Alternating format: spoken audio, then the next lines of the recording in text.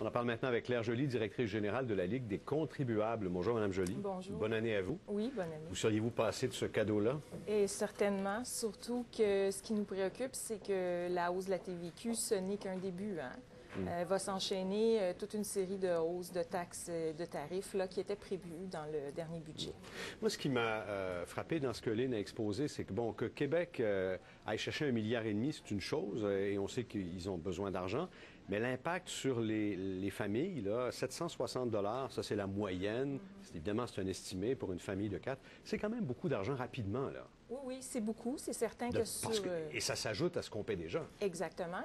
C'est certain qu'à la caisse, on s'en rend pas compte, mais quand on arrive à la fin de l'année, et évidemment, quand on parle hausse de taxes, on parle ralentissement économique, c'est-à-dire qu'on nuit à l'économie chaque fois qu'on augmente le fardeau fiscal. C'est certain que la taxe à la consommation est moins nuisible, mais ça reste que toutes ces hausses-là sont très nuisibles à l'économie. Donc, on se tire dans le pied, là, aussi, en ce moment. Par contre, il y a quand même un effet là, de remboursement. Il y a des crédits pour les moins bien nantis. Est-ce que c'est suffisant?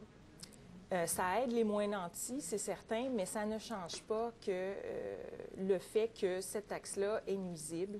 Et ça ne change pas non plus le problème fondamental, c'est qu'on a un problème du côté des dépenses et il faut absolument ramener nos dépenses à un niveau acceptable pour peut-être, maintenant qu'on est sorti de la crise, revenir en arrière sur toutes ces hausses fiscales-là, parce que quand on regarde globalement, là, en 2013, quand tout ce qui a été annoncé dans le budget va entrer en vigueur, pour une famille de la classe moyenne, on parle revenus 60 à 80 000 $, 2 enfants, 2 revenus, c'est 1 000 $ de plus qui vont payer en taxes et en divers tarifs.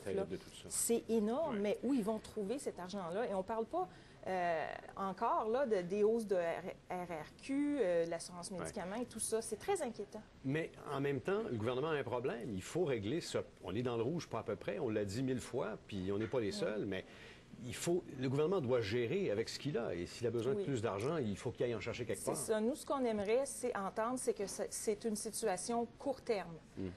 C'est difficile pour les familles, c'est difficile pour l'économie, c'est difficile pour les contribuables d'avoir des taux de taxation. On aimerait que le gouvernement ait un plan là, actif et qui nous dise c'est à court terme et on va régler la situation. On va revenir à un taux qui est viable, qui va laisser les gens respirer. Mais quand on regarde les autres provinces, là, par rapport, mis à part l'Alberta qui vit un cas unique, évidemment, ils sont assis sur une fortune en pétrole, puis ça paraît, là, la taxe de vente est 5 %.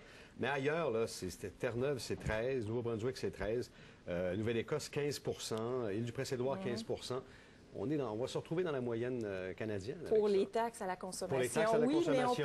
Mais on paye plus en impôts et dans les autres provinces, ils paient beaucoup plus en tarifs. Comment on pourrait appeler ça, le tax mix, là, la manière dont les ponctions fiscales sont faites sont différentes. Notre fardeau fiscal global est beaucoup supérieur à ceux des autres provinces. Vous l'avez évoqué rapidement tantôt en terminant. Si le gouvernement arrivait à mieux contrôler ses dépenses, on pourrait peut-être s'épargner ce genre de ponction-là, mais ça, c'est l'autre partie de l'équation. Il dit qu'il va le faire. On se rend compte que c'est très difficile à faire. Oui et non. Je pense que c'est certain que ça ne se fait pas en criant ciseaux. Le gouvernement avait des années pour préparer un plan. Il y a des endroits, il y a des programmes, par exemple, des programmes des subventions d'entreprises qui se chevauchent. Ça, on pourrait facilement éliminer ça sans nuire là, à la compétitivité des entreprises. Là.